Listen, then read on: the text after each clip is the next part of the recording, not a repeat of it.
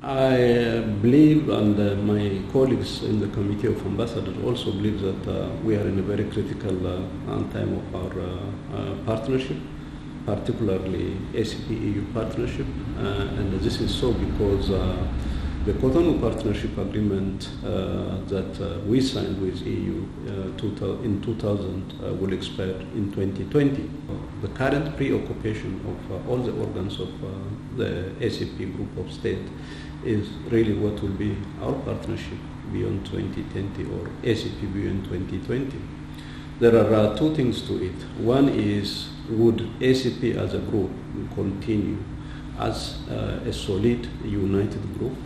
And I think that is a current spirit as we saw from the Sipopo summit in Equatorial Guinea, and then that is also the spirit reflected and of course decided in the summit, in the 8th summit of the ACP heads of state and government in Port Moresby in Papua New Guinea.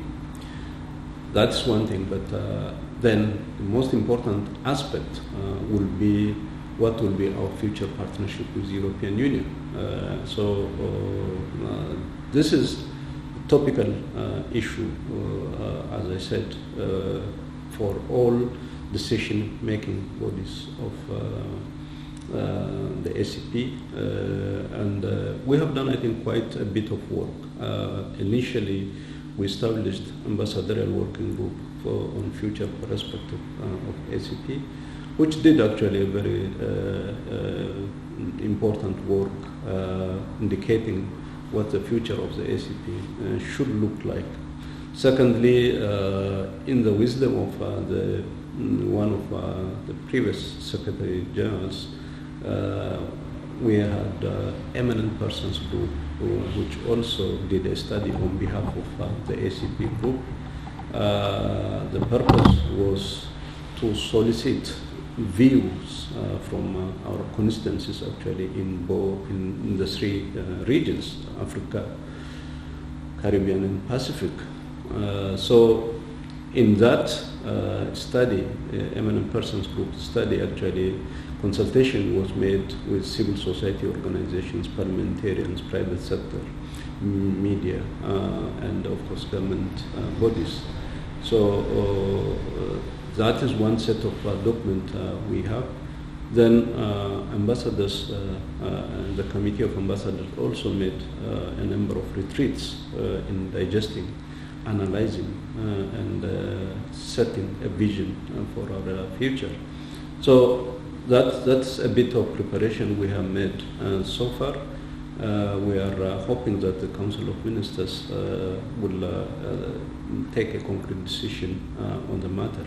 Now, the work we have done actually focuses on the nature of the partnership, and we have identified three major pillars for our future partnership with ACP and of course intra-ACP cooperation or South-South and triangular cooperation. The first pillar, I think, essentially focuses on issues related to trade, investment, and in that, of course, the role of private sector is also identified. And the second pillar deals with development cooperation, which is an important part of our partnership.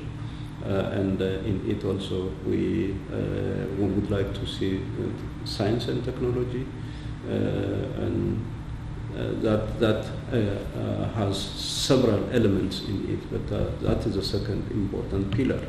Development cooperation, not in terms of the old narrative and the old paradigm, but with a new development cooperation in which we would like to see that cooperation will ensure progress and development in our own social and economic settings. That the partnership we have, the development cooperation we have, helps us to trade more and to export more and to, of course, industrialize and then make transformation in our economies. And the third, of course, such an organization, such an intergovernmental organization would always have a political dimension to its relationship, and we have identified political dialogue and as an advocacy on our values would be the third pillar. Then we wish the Council of Ministers also to give us a guidance on negotiation modalities because, as I said earlier, we'll be entering into negotiation with the European Union in September 2018 because that is what the Cotonou Partnership Agreement requires us to do. So in order to spearhead negotiation, we are looking at our principles, positions, values, visions for negotiation, and then negotiation modalities and negotiation team.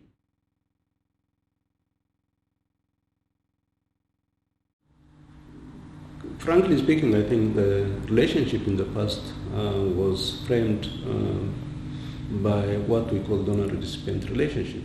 And since 1975, since we initiated the EU ACP partnership under the Lome Convention, a lot has changed. We are in 2017, and that partnership started actually, or that relationship started in 1975. Now, 42 years, I think there has been major changes globally. There has been major changes, I think, in the ACP countries. Many of the ACP countries are now middle-income countries. There are still these developing countries. There are small developing island states within the ACP. Now, given this diversity and given the progress we have made, I think, in many ACP countries, even if you look at in democratization in ACP countries, peace and stability in ACP countries, I think we have made significant strides. The new partnership, we believe, should take that into account. Secondly, in terms of transforming our economies, I think we would like more to rely on partnerships than donor-recipient equation. What do we mean by partnership? I think we would like to trade more with Europe, to industrialize our economies, to change the structure of the economy. And so any partnership in development should help the ACP countries really to trade more than to depend on aid. And so aid should help us build our capacity so that we can trade more, so that we can industrialize, so that we can build our own capacity so that we can be competitive in global markets. Thanks to globalization, of course, we have huge global market, but the capacity, the competitiveness of the ACP economies is still very weak. So it is that element that we would like to change. We should not depend only on what we get as aid from Africa, from European Union as ACP countries. We are not undermining the importance and significance of aid. It is important, but definitely there should be a paradigm shift in our development partnership. So the change should first and foremost come from within ACP, and as I said, I think there are significant changes that have been made. We should recognize that. I think the partnership is, even in terms of spirit, I think we in the ACP would like to view that this is a mutually beneficiary partnership. We know that Europe needs ACP, ACP needs Europe. So it is in that spirit that we would like to come as partners based on respect, mutual interest, and equality. Equality in the sense that we still know that EU is huge in terms of economy, EU is huge in terms of, I think, technology, but we would like to approach our partnership, as I said, based on equality, based on mutual respect and mutual interest. And that will be the governing principle of our new partnership and development cooperation, I think. There are global issues that need to be taken into account, including, of course, the sustainable development goals, climate change, terrorism, counter-terrorism, migration, mobility. These are all issues These are all issues and challenges that we have to address collectively. We know that EU alone cannot manage these issues. ACP alone cannot do it. It is only through partnerships that we can address such enormous challenge for both the ACP and the EU.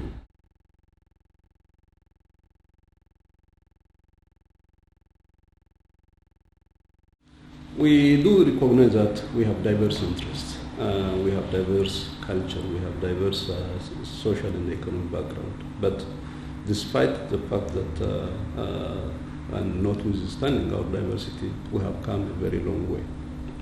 We have come a very long way in the spirit of solidarity and unity. It is true that when we interact as ACP Group, we have been focusing on our partnership with the European Union, and we all know why. But there is a realization that I think there should be intra-ACP, or if you like, South-South and triangular cooperation. Now, there is another important dimension to it in global politics, in multilateralism, of course. You mentioned about the membership 79, and at the same time, of course, you have the 28, and of course, now that we are talking about Brexit,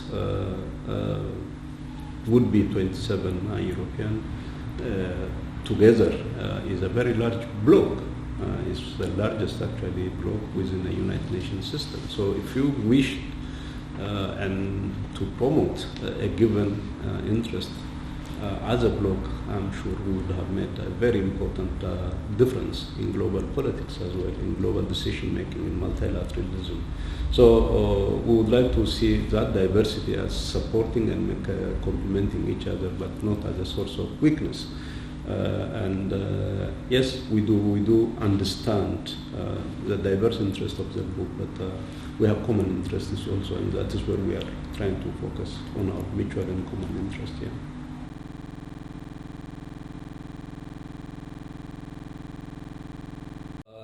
Definitely, we have our regional forums, the Caribbean, the CARICOM, the Pacific Forum, African Union. But when it comes to the ACP Group, we have 6 regions. So yes, reference is made several times to regional groupings. This is something that we would like, the relationship between ACP and the regional groupings. That is something that we would like to strengthen actually, because regional groupings play a very important role. There are some subjects that are very far and remote to ACP, but very pertinent and relevant to the regional group. Let me just give you one example. For instance, when it comes to peace and security, the AU and then even within AU, the regional economic groupings or communities are much more important and pertinent and relevant. But that does not necessarily mean that there is no sort of link between what we do in the regions and then within the ACP. So the concept of complementarity, subsidiarity, and proportionality, I think, is also the guiding principle when it comes to our relationship between the ACP and our various regional groupings. So again, they are there. Wherever we have a comparative advantage working with regional organizations, there is no need for ACP to duplicate that effort, and I think that line of engagement is very clearly defined. So we will continue, I think, in that way.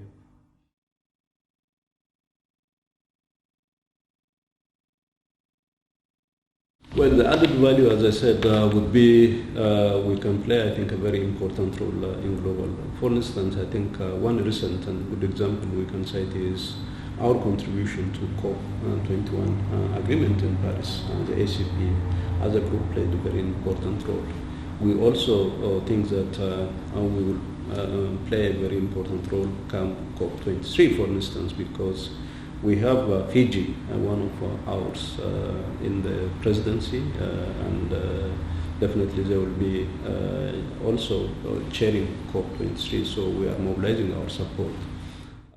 There are, by the way, best practices in ACP countries that we don't share among ourselves. We always look to, different parts of the world. But there is a very increased realization that I think there are important best practices that we can also share with each other. So there are things I think that we haven't identified, but we have now realized that there are things that we can give and take within ACP itself. But in global politics, of course, if we are determined, if we are committed, I think this is a bloc that can make a lot of difference in global decision-making process.